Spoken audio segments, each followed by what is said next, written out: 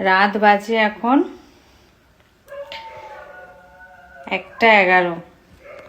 আর কতটা গুছিয়েছি এসে তোমরাই দেখো। এখনো বাকি অনেক কিছুই। দেখো কিছুটা গোছানো হয়েছে আপাতত, এখনো অনেক বাকি।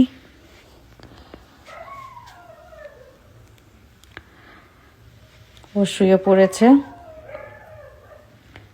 শুতে গেলে সমস্ত পুতুলগুলো টেডিগুলো সব কিছু ওর কাছে রাখবে, নাহলে ওর ঘুম আসে না। এখনো অনেক কিছু বাকি আছে গোছানো।